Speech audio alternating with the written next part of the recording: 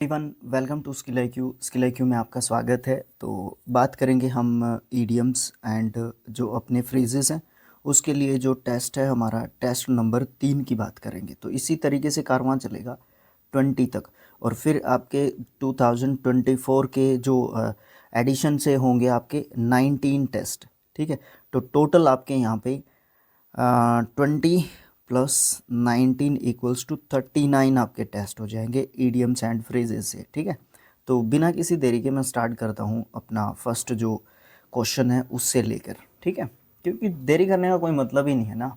देखिए, be in two minds वैसे भी बहुत आसान है, लेकिन वही ऑप्शंस पढ़ने पड़ेंगे, उसके बाद आपको डिसाइड करना है कि कौन सा आंसर इसका आने वाला है।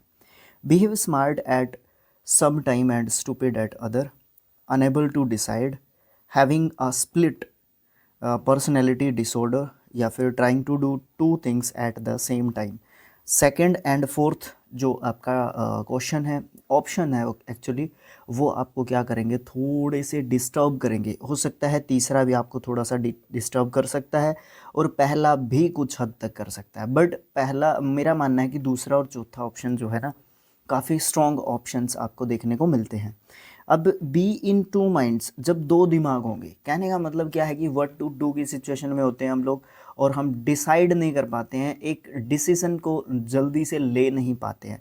तो इसलिए trying to do things at the two things at the same time नहीं होता, लेकिन दो थिंग्स के बीच में या तीन थिंग्स के बीच में या चीज़ों के बीच में या निर्णय लेना एक पर्टिकुलर टाइम या with in a period of time जो है वो इम्पोर्टेंट होता है। तो अनेबल टू डिसाइड, निर्णय ना ले पाना, बी इन टू माइंड्स जो है होता है।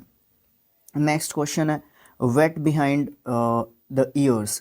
वेट बिहाइंड द ईयर्स बड़ा मतलब एक अलग सा आपको इडियम एंड फ्रेज देखने को मिल रहा है। ये 200 में भी नहीं मिला हमें देखने को, और वो 1580 के करीब हमने जो है इडियम्स एंड फ्रेजेस के उसमें भी ये जो है मेरे ख्याल से नहीं आया। देखो, ये क्या है, वेट बिहाइंड द ईयर्स क्या होता है। ठीक है, वेट बिहाइंड द ईयर्स का मतलब ये होता है कि एक जब इन्फेंट जो होता है, छोटा बच्चा जो होता है, नवजात जो शिशु होता है, जब वो जन्म लेता है तो वो गीला होता है। ये वेट का मतलब यहाँ पे समझने की कोशिश करना, वो गीला होता है। और सबसे ज़्यादा जो गीलापन होता है उसका, वो कानों के पीछे होता है। वेट बिहाइंड द ईयर्स, सबसे गीलापन उसका जो है कानों के पीछे जो है आपका माना जाता है। और वो क्या होता है, सूखने में क्या लेता है, वो टाइम लेता है। ठीक है ना, तो सूखने में वो क्या लेता है, टाइम लेता है। तो इस पूरी कहानी को रिलेट किससे किया जाता है कि जो अनएक्सपीरियंस्ड जो पर्सन होता है ना, अनुभवहीन जो व्यक्ति होता है, उसको डिनोट करने के लिए वेट बिहाइंड द ईयर्स ये जो अपना इडियम यूज़ किया जाता है। अब आप अपना जो आंसर है ना वो निकाल लेना। To take a bath, lacking experience और बी इमेच्योर, या फिर to speak bad behind others back, या फिर not able to eavesdrop despite trying hard. तो यहाँ पे दो ऑप्शंस तो बिल्कुल भी नहीं है, टे का बात वैसे भी नहीं है और वैसे भी स्ट्रॉन्ग ऑप्शन सिर्फ एक ही था। लेकिन कई बार हम कंफ्यूज हो जाते हैं जब हम इनके बारे में पढ़े हुए नहीं होते हैं, इनके बारे में थोड़ा सा स्टडी नहीं किया हुआ होता है, तो हम लोग जो है ना थोड़ा सा कंफ्यूज्ड जो है मैनर में रहते हैं। ओके, उसके बाद नेक्स्ट क्वेश्चन होगा, थर्ड क्वेश्चन। वो क्या है, वो ये है, एडजस्ट कर लेता हूँ मैं पहले, फिर बताते हैं आपको क्या है। ए बोन ऑफ कंटेंशन, बड़ा आसान जो है आपका ये रहेगा। इसमें the only part to which arguing parties agree, उसके बाद an issue over which there is continuing disagreement, a very expensive inherited property, to be happy with only a few things. तो यहाँ पे ऑप्शन नंबर बी आपका आसान है, इसके ऊपर मैं टाइम वेस्ट भी नहीं आपका जो है करने वाला। मतलब एक ऐसा इशू, एक ऐसा मुद्दा जिसके ऊपर जो है लगातार आपको जो है डिसएग्रीमेंट जो है देखने को मिल रहा है। ठीक है, लगातार जो है आपको डिसएग्रीमेंट एक मुद्दे पर देखने को मिल रहा है, तो इस प्रकार का मुद्दा जो है क्या कहलाता है, बोन ऑफ कंटेंशन जो है कहलाता है। जिप योर लिप, अपने जो होठ है, लिप्स हैं, उनको जो है जिप कर लो, उनको जो है बंद कर लो। तो आप जो है किसी को शांत रहने के लिए बोलते हो। कीप क्वाइट अबाउट समथिंग, यही आंसर होगा हमारा। बाकी ऑप्शंस आपको पढ़ के दिखा देते हैं। टॉक फास्ट, ये नहीं है। Note to not think before speaking, मतलब क्या है कि आपने सोचा नहीं है बोलने से पहले, तो ये तो बिल्कुल भी नहीं कह सकते हम लोग, ठीक है। हम चुप रहने के लिए कहते हैं, जो ज़्यादा बोल रहा होता है उसको चुप रहने के लिए हम लोग बोलते हैं। The silence before a storm, ये तो है ही नहीं। नेक्स्ट क्वेश्चन पे चलते हैं हम लोग, ठीक है, क्योंकि आसान था वो, इसलिए हम लोग नेक्स्ट नेक्स्ट क्वेश्चन पे चले जाते हैं। नेक्स्ट है at short notice. At short notice जो है आपका क्या होता है, एक छोटे से ही जो है संदेशे पे बोल लो, नोटिस पे बोल लो, कुछ भी बोल सकते हो आप इसको, ठीक है। विद लिटिल वार्निंग और time for preparation to ignore something important at your own peril. उसके बाद है आपका, मुझे आप है ना इस पेरिल के बारे में कमेंट बॉक्स में लिख के बताओगे कि इसका पार्ट ऑफ स्पीच क्या होता है, इसका हिंदी मीनिंग क्या है, इसका इंग्लिश मीनिंग जो है क्या है, ठीक है। मुझे कमेंट बॉक्स में लिख के बताना, क्योंकि मुझे पता चलेगा कि आपने वीडियो को देखा है कि नहीं देखा है, ठीक है। उसके बाद तीसरा जो ऑप्शन होगा आपका, to notice a small leak which can sink in a ship. तो मतलब फोर्थ जो आपका ऑप्शन है वो तो देखा ही नहीं। Inform somebody that they are fired from a job, तो सिंपल सी बात है, ऑप्शन नंबर ए हमारा राइट आंसर है। बाकी तो मैंने तसल्ली के लिए जो है पढ़े थे एक तरीके से, कि कुछ ना कुछ नया भी मिल जाता है कई बार, जैसे ये वर्ड मिल गया यहाँ पे पेरिल, बड़ा अच्छा वर्ड है, काफ़ी आपको देखने को भी मिलता है एज एंटोनियम सिनोनिम या वोकैब के रूप में आपको देखने को मिल जाता है। स्पेलिंग में नहीं देखने को मिलेगा, बहुत आसान है। वैसे स्पेलिंग में भी कर देगा एग्जामिनर, इसका कोई पता नहीं किसी भी तरीके से, ठीक है। तो ऑप्शन नंबर ए हमारा शॉर्ट नोटिस, मतलब बहुत कम जो है टाइम मिलता है किसी भी काम के लिए, या फिर आपको एक छोटी सी वार्निंग या चेतावनी जिसको बोलते हैं ना, वो जो है दी जाती है, उसको शॉर्ट नोटिस जो है बोलते हैं, ठीक है। नेक्स्ट है अपना alphabet soup.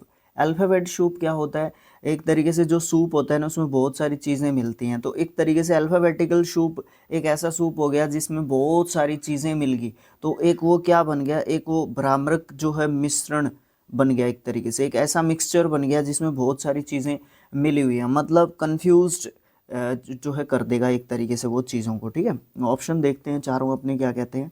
A beautiful poem, a text which note nourishes your soul, a book that is close to your heart, a confusing और कन्फ्यूज्ड मिक्सचर ऑफ थिंग्स। तो आ गया ना बड़ी आसानी से आपको समझ में, अल्फ़ाबेटिकल सूप का, ठीक है।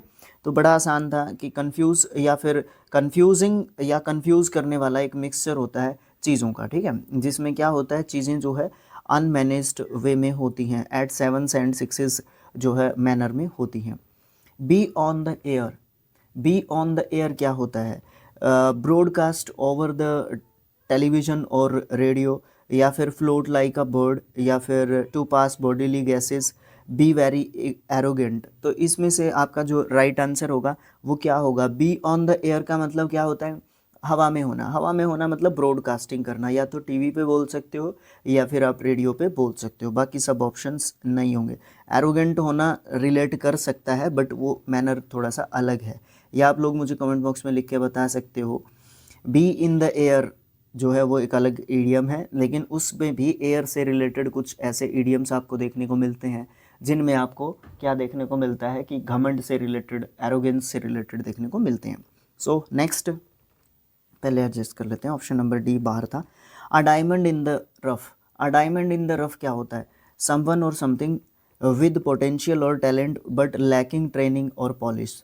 ओके, समझ गए आप इसको। नेक्स्ट है अ पर्सन हु ड्रेसेस शब्बीली, उसके बाद a diamond will shine out even when it is not polished, या फिर a person of character will shine through even tough times. मतलब क्या है इस बात का मतलब ये है आपका इस बात का मतलब ये है कि जो हमारा ईडियम है वो कहाँ पे गया, ए डायमंड इन द रफ, मतलब एक ऐसा व्यक्ति होता है जो क्या करता है, राइट आंसर इसका ऑप्शन नंबर ए होगा। मतलब ए डायमंड इन द रफ का मतलब क्या रहेगा, एक ऐसा व्यक्ति या एक ऐसी चीज़ जिसके अंदर बहुत सारा पोटेंशियल है या बहुत सारा उसके अंदर टैलेंट है, बट उस टैलेंट को नरिश या फिर ट्रेन नहीं किया गया या पॉलिश नहीं किया गया, ठीक है। उसके अंदर जो है ट्रेनिंग की कमी है, उसको है ना गाइडेंस की कमी है, ये चीज़ आप बोल सकते हो। A diamond in the rough मतलब जो डायमंड है ना वो बिल्कुल एक तरीके से रफ हो गया, ख़राब हो गया, बिना किसी जो है संभाल के या उसके टैलेंट को एक तरीके से यूज़ नहीं किया गया है, या उसके टैलेंट का जो है प्रॉपर यूज़ नहीं लिया गया है। Be worlds apart, be worlds apart का मतलब ये होता है कि जब भी कोई चीज़ या कोई भी पर्सन जब होता है वो बिल्कुल अलग थलग हो जाता है, ठीक है। बी वर्ल्ड्स अपार्ट का मतलब क्या होता है, जब भी कोई चीज़ अलग थलग एक तरीके से हो जाती है, ठीक है। देखिए, travel a very long distance, नहीं यार, to go far from heaven to hell, be very different, अब तक तो ये है। To sustain affection despite living very far away, आपको फोर्थ एंड थर्ड जो ऑप्शन है ना वो कंफ्यूज कर सकते हैं, बट दोनों के बीच में डिफरेंस है। आपका जो सबसे पहले तो आप अपने क्वेश्चन को समझना सीखें, क्योंकि क्वेश्चन जब तक समझ में नहीं आएगा या क्वेश्चन के बारे में हमें पता ही नहीं है तो हम उसके बारे में जो है ज़्यादा जानकारी प्राप्त नहीं कर पाते हैं, मतलब उसको आंसर तो ढूंढना एक डिफ़िकल्ट टास्क हमारे लिए हो ही जाता है, ठीक है। देखो क्या है बी वर्ल्ड्स अपार्ट, इसमें हमने डिस्कस भी किया था अभी 2 सेकंड 10 सेकंड पहले कि कोई भी चीज़ या कोई भी व्यक्ति जो बिल्कुल अलग थलग हो जाता है, तो ये इसका option number C right answer रहेगा। बी वेरी डिफरेंट मतलब जो बिल्कुल अलग है।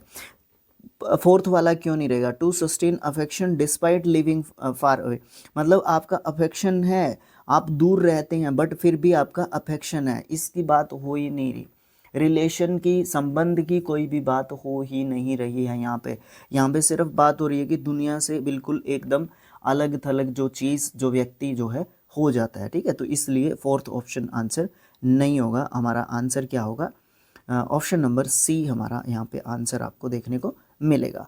क्वेश्चन नंबर लास्ट होगा आज के जो है पार्ट का, लेक्चर का बोल सकते हो आप लोग, silver ballot, silver bullet, sorry ballot नहीं बुलेट, बुलेट तो आप गोली को बोल सकते हो, सिल्वर मतलब सिल्वर की गोली है ना, लेकिन यहाँ पे सिल्वर की गोली का मतलब एक ऐसी जादुई शक्ति है ना, जो एक ऐसी जादुई शक्ति को बोलते हैं जो अलौकिक जो चीज़ें होती हैं, मैं हिंदी में लिख के बता देता हूँ, अलौकिक जो चीज़ें होती हैं उनको भी क्या कर सकती है, मार सकती है, यानी कि उनको भी क्या कर सकती है, ख़त्म कर सकती है, यानी कि उनका प्रभाव क्या कर सकती है, समाप्त कर सकती है। तो उस प्रकार की चीज़ को हम क्या कहते हैं, सिल्वर बुलेट बोलते हैं। यानी कि आप अगर इसका मीनिंग देखने के लिए जाओगे तो आप बोल सकते हो जादुई, जादुई समाधान, ठीक है जी, आप ये बोल सकते हो कि जादुई समाधान को आप जो है सिल्वर बुलेट बोल सकते हो। अब ऑप्शंस आपके सामने हैं, आंसर आपने निकालना है। A very expensive solution used as only only as the last measure, उसके बाद है a simple and seemingly magical solution to a complicated problem, this is the right answer I think. A solution which is worse than the problem, नहीं, problem से solution worse होगा उसकी बात नहीं है, प्रॉब्लम का सॉल्यूशन मिल जाता है और वो भी ऐसा मैजिकल सॉल्यूशन मिल जाता है आपको, वो वाली बात है। A thing of beauty but which is actually deadly, नहीं ये तो बात ही नहीं है, ठीक है। तो option A B and D आपका कट जाता है, तो सी आपका जो है यहाँ पे, सॉरी डी, बी आपका जो है यहाँ पे आपका राइट आंसर रहता है, ए सी और डी आपका यहाँ पे कट जाता है। एक ऐसी सिंपल या फिर सीमिंगली जो मैजिकल सॉल्यूशन होता है और वो आपका कॉम्प्लिकेटेड प्रॉब्लम्स का जो है एक तरीके से सॉल्यूशन आपको करके दे देता है। दैट्स इट, आज के लिए इतना ही रहेगा, एक वीडियो में ही हम जो है रखते हैं चीज़ों को, और नेक्स्ट जो आपका पार्ट होगा वो पार्ट होगा फोर्थ, जिसमें हम सेट फोर्थ के जो है 10 क्वेश्चंस पर पार्ट जो है आपके करेंगे, ठीक है। Thanks for watching, thank you so much. जाने से पहले आप लोग वीडियो को शेयर कर सकते हो, चैनल को सब्सक्राइब कर सकते हो, ठीक है। वीडियो को लाइक आपने पक्का करना है, और भाई अगर आप लोग शेयर करोगे ना तो व्यूज़ आ जाएंगे, ठीक है, व्यूज़ हमें लेके आने हैं। चैनल को सब्सक्राइब करना है, अभी हमें 7K पे पहुंचना है जल्दी से, फिर हमारा जो लॉन्ग टारगेट है पहला 10K है, फर्स्ट पहला टारगेट, डबल डिजिट में इधर की साइड में आना, ठीक है। और फिर शेयर होता है, सब्सक्राइब होता है, लाइक होता है, और आप एक फोर्थ जो चीज़ होती है ना वो कमेंट होती है आपकी, ठीक है। आप कमेंट्स में आप लोग बुराई कर सकते हो, अच्छाई कर सकते हो, सजेशंस दे सकते हो, है ना, और बहुत सारी बेहतर चीज़ें जो है होती हैं, कुछ हम गलती कर गए हैं वो आप यहाँ पे जो है कमेंट में लिख सकते हो, हम उसको पिन कर देंगे जिससे कि वो आपको फर्स्ट नंबर पे जो है वो आपको दिखाई देगा, है ना। जो भी हमारे आने वाले व्यूअर्स होंगे शायद हमसे गलती हो गई है तो उसको हम जो है आप जो है उसको इस तरीके से करेक्ट कर सकते हो और हमारी उसमें हेल्प कर सकते हो, जो हमारा इनिशिएटिव है या टारगेट है हमारा एक तरीके से, ठीक है। इन वर्ड्स के साथ मैं अपनी वाणी को विराम देता हूँ। Thanks for watching, thank you so much, have a nice day, thank you so much.